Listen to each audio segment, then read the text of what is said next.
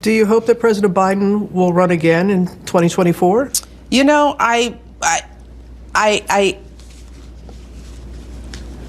Wow. I didn't see this one coming. This one leaves a mark. Another big blow to the president yesterday. Hollywood heavyweight George Clooney, a major Democratic donor, says the party needs a new nominee.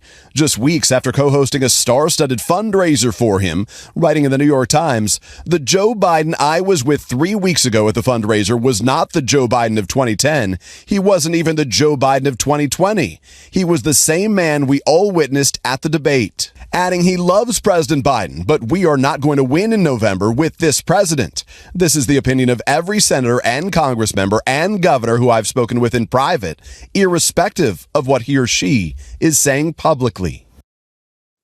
You know, this one leaves a mark, man. George Clooney, he called out Joe Biden, man, in such a way that it's earth-shattering. I'm going to go ahead and predict it now.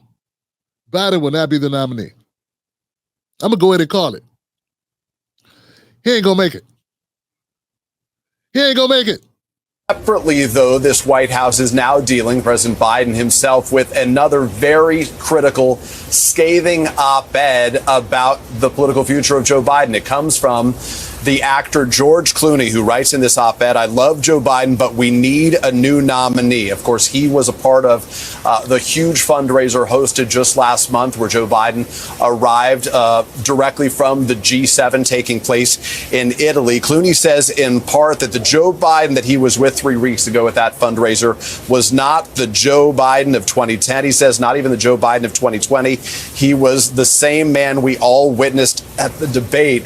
In short, Clooney says this is about age, nothing more. He adds, we are not going to win in November with this president. And he worries on top of that that Democrats won't win the House and are going to lose the Senate as well. He touts, the very exciting Democratic bench in his words. Names like Wes Moore, Kamala Harris, Gretchen Whitmer, and Gavin Newsom, Andy Beshear, and J.B. Pritzker. He says in his words, concluding it, Joe Biden is a hero. He saved democracy in 2020. We need him to do it again in 2024. Joe Biden is a hero. He saved democracy in 2020. We need him to do it again in 2024. That was pretty good. That was pretty good there, George. Or should I say, Obama. Yeah, see, I believe that Obama had a hand in this.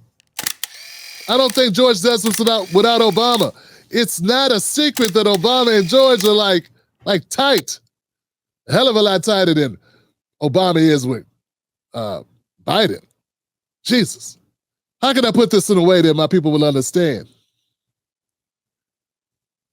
Kool and the gang just started unplugging shit. Yeah. Kool and the gang started unplugging shit. Steve Harvey. Wrapping up the wires, Johnson. Come get this amp.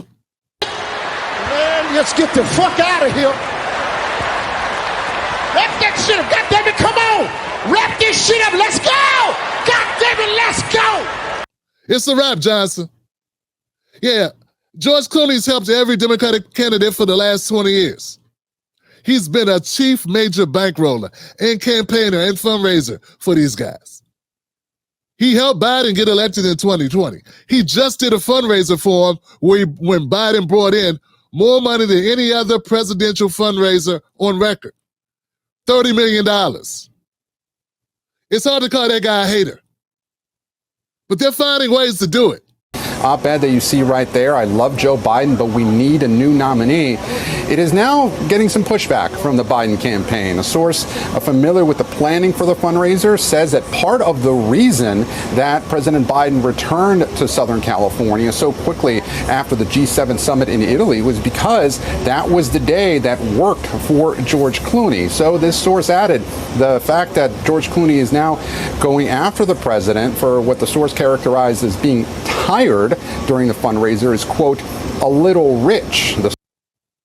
To find ways to make a guy who helped put $30 million in your pocket 2 weeks ago be a straight up BI, a sellout. Yeah. Isn't that what they call him? A sellout? Yeah, because, I don't know, man. They tell us for, I don't know how many years they've been telling us that Trump is the most dangerous man that's ever lived in America. More dangerous than anything we've ever seen. More dangerous than white nationalists that shoot up churches and kill unsuspecting parishioners. More dangerous than, I don't know, terror cells that plot. More dangerous than fentanyl. All the ills of society rolled into one. Yes, Donald Trump is supposed to be so dangerous, guys, but at the end of the day, Biden don't care enough to step aside, even though the numbers are all against him, even though the dam is breaking. And now we got even the people that put the money in his pocket saying, hey, Joe, you need to pull it out. You need to pull out. They tried to talk to Nancy Pelosi about this and see what her opinion was. Believe that him waiting so long to make this decision could harm the party? Any comments in the hallway about the fate of our nation. Okay? Are you concerned whether or not he can win in November? I think he can win in November. Do you believe he should run for re-election? I'm not speaking English to you. I'm not going to be making any statements about any of that right now in the hallway. Next to sit down should be Nancy Pelosi. It's like she's calling for it kind of way, in a spineless way, in a not direct, plausible deniability, rich white people way of saying, hey, you can't blame me way. What really was the writing on the wall, guys, was the billionaires was trying to get up out of there.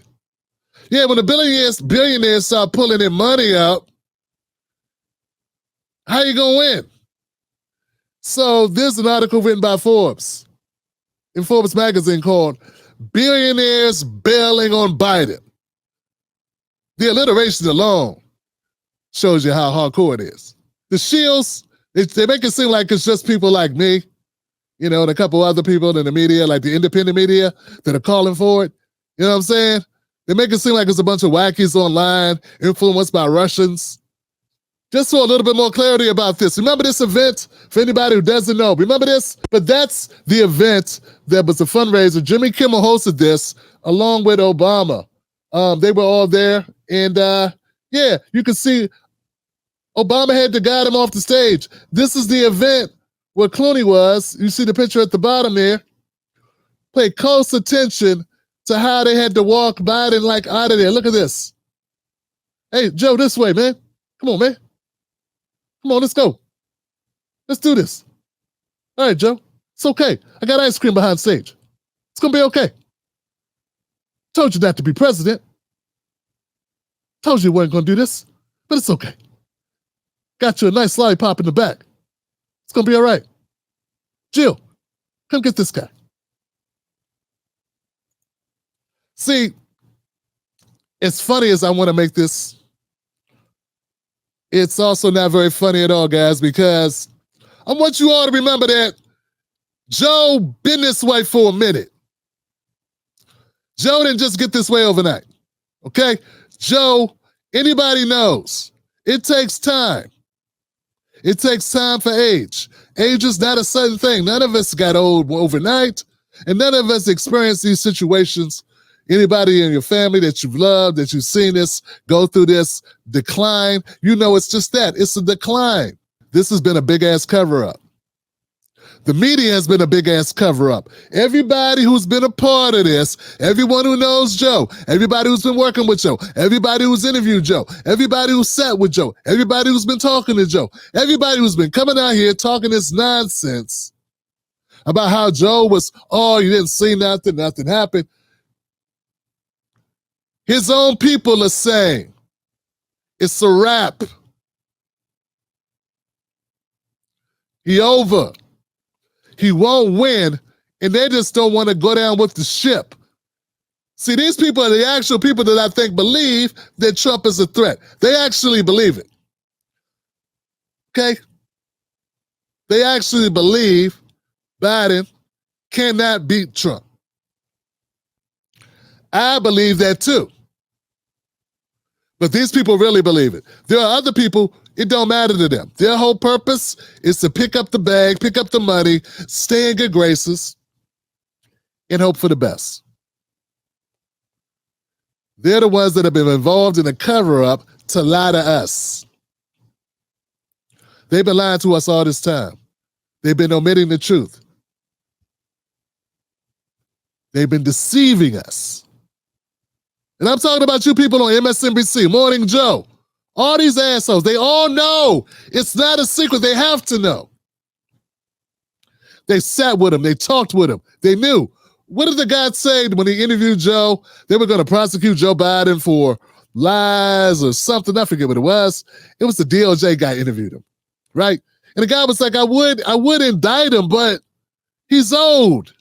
We interviewed the president and asked him about his recorded statement.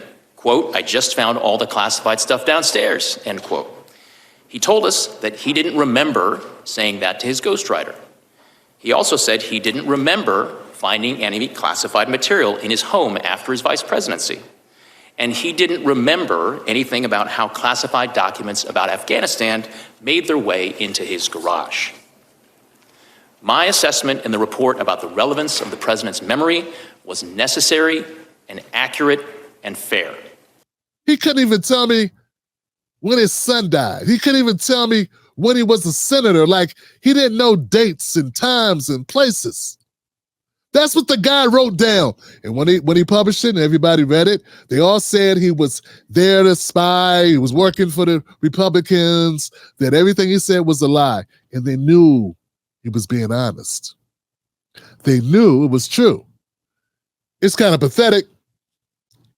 It's kind of pathetic, but I can say this, man. It's also a gift. This whole thing is a gift if you look at it like that. Look, you get to see who the real paid shills are. You know, because sometimes it's hard to tell who's getting that bag, who are the ones who are sold out. Just look around. Look around at the people that are still pushing Joe Biden right now. Those people are paid shills. That's all it could be, man. You saw the debate performance. Your eyes weren't lying. That guy didn't know what was going on. You look at the footage. You seen him fall off this, fall up that, do this, do that, look lost on stage. That all happened. You just saw the clip. He didn't even know to walk off. There's a problem.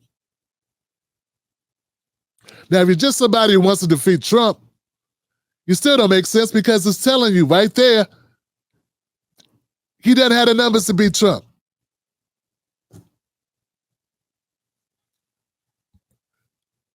I think it's time to be real about this. See, me, I just want the person that's going to do the best for us. I want whoever we can negotiate with to get what we want. The sooner we get rid of Biden out the way, because see, he ain't going to make it, so he ain't going to be able to give us nothing. We need to, whoever's going to replace him is who we need to barter with. That's who we need to negotiate with. And we need real negotiators too. We don't need Al Sharpton and Clyburn going, I'm riding with Biden. I'm riding with Biden. Like, this is a game. What was there more people saying Biden should step down or more people saying he should stay? We're riding with Biden. We're riding with Biden. Did anyone mention Harris? We are riding with Biden. Was there conversation about Vice President? We are riding with Biden. Was there conversation about Vice President Kamala Harris in there? We are riding with Biden.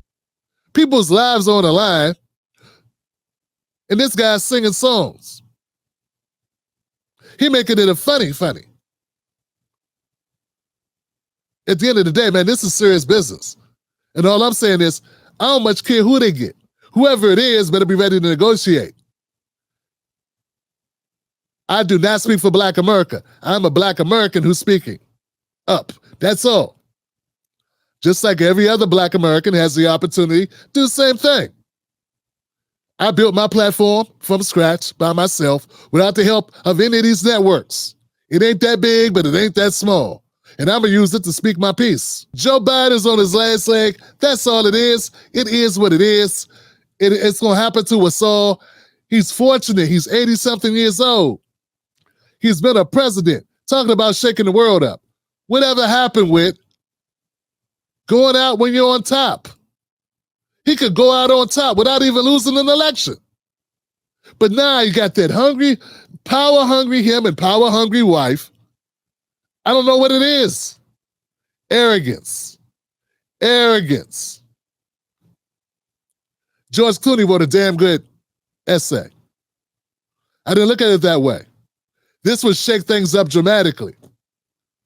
Just imagine the frenzy of picking new people and those people being in the debate. And all of a sudden, we got these crazy news cycles. And all of a sudden, Gretchen Whitmer's up there with Westmore, and Westmore's talking, and Kamala Harris gets to show us, was she holding back for the last 4 years? Is there really a Kamala that can really take this thing to the House? You know what I'm saying? And other people might come out from the woodwork. What the hell? Maybe you can open it all the way up. Let my guy Cornel West get on the debate stage so that you really respect democracy. Let Marianne Williamson come back in. Let her have a say. I interviewed her back in 2020. She good people. Let her have a conversation with the world. You know what I'm saying? This could really reinvigorate, the whole electorate. And then we start asking questions like, what up with that black agenda? What's up with the black agenda? We can start voicing that. Hell, maybe with a push, maybe Tim Black could get in on that. I could say some things, I could get in, voice my opinion. Make them have to answer tough questions. The Democratic Party's going to have to make a decision, folks. They have to decide, were they really serious when they were saying that Donald Trump was a threat? And if so, what they going to do about it? Joe Biden's made it very clear. He don't care. He don't care if you lose. Even in the interview with Stephanopoulos is like, yo, what if it's the case that you cannot beat Trump? What if that's the case? How would you feel then, knowing you could have stepped aside and said, well, as long as I gave him my best shot. And all this time, you guys been saying Trump was the end of democracy. And all he says is, I gave him my best shot.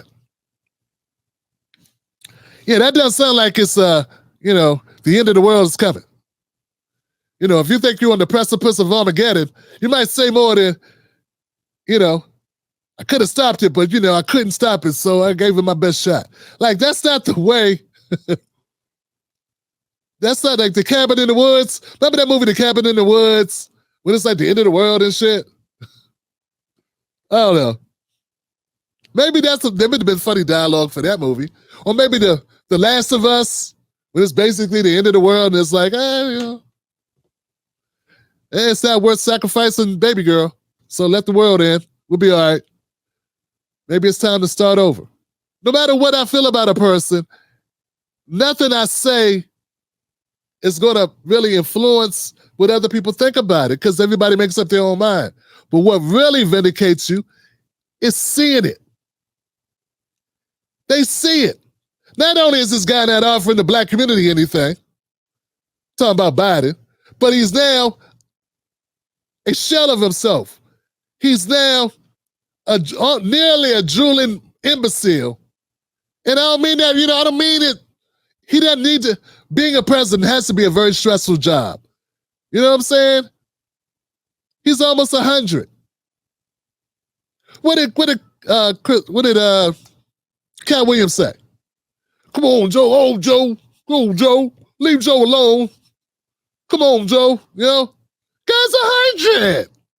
Leave him alone. He's 100 years old. But that's why that person says, get on in there, young guy. Let me coach from, the sidelines. Let me sit back. You throw the ball around. I'll watch. That's what the OG's got to do. He's a triple OG. Triple OG's got to fall back and let the G's play. But see, when people are narcissists, when the reality is, like I've been saying, he ain't such a nice guy. He's not the saintly Biden that people have been playing him up to be. He's not this godly-like figure. He's not this big-hearted softy. He's a greedy, power-hungry jackass. More concerned with himself than anyone else. And his wife, same thing. Same thing. Do you really think Michelle Obama will be pushing Barack to do this? Huh? Do you hope that President Biden will run again in 2024? You know, Now, this is something we haven't talked about. I don't even know how we got here, but let's sit here for a minute. I remember looking at Michelle Obama and thinking, she really don't want none of this shit. Yeah, I remember looking at Michelle Obama, and yeah, she was saying things I didn't like money doesn't matter. Yeah, it's easy to say when you got a lot of it. But beyond that stuff, okay, because that's hypocritical stuff rich people say to make other rich people keep giving money. Okay, here's the deal. I never once felt like Michelle Obama would do some shit like Jill. I think the American people deserve a debate because you need to see your choices. You need to see Trump and you need to see the president and you need to see the differences. And my husband's, and you're going to see how smart he is and the experience he has. And then you'll see somebody who, like you're saying, I'm going to use Joy's words, can't put a sentence together. Right. And everything is beautiful and it's wonderful. Tremendous. Big league. Yeah, tremendous. Yeah. So I think the American people deserve to see the two men who are running for this office because your choice is going to be clear. Joe, you did such a great job. You answered every question. You knew all the... And let me ask the crowd, what did Trump do? Yes. I never felt like Michelle Obama would be pushing Barack to do this. In fact, I think it was the opposite. I think Michelle was like, we really don't want to put the kids through this. Why are we doing this to our kids? Why are we doing this? She's part of the problem.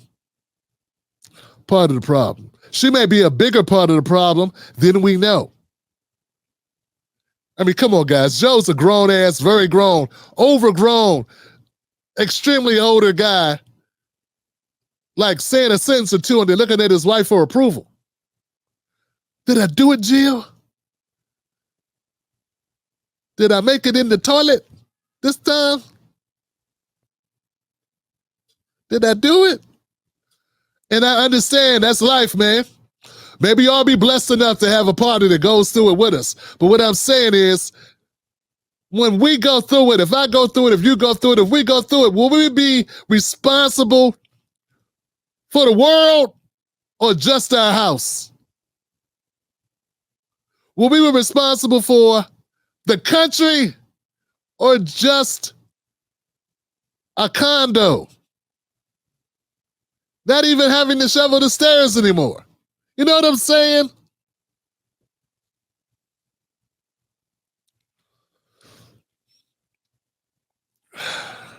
Well, I know what. I want to thank Joe Biden for this moment. I am very happy to be able to expose and see all the shills come out into the light like the vampires. When the lights come on, they come out and they all get burnt up. That's what you're seeing right now. All of them get burnt up. All of them are spontaneously combusting right before our eyes. That's what's happening. Because ain't no faking and denying this one, baby. This is the real deal, man. This is the real deal. Whoever this person is who takes his place, and I'm going to speak it. My wife always says, Tim Black, just speak it. Just speak it into existence. Okay, cool. I'm going to say it now. They're going to replace Joe Biden because now it's the money. You can do a lot of things. They don't care what I say. They don't care what you say. They don't care what none of us think. If they did, life would be a whole lot different in this country. Okay? They don't care what you and I think. But you know who they care about? The people with the money.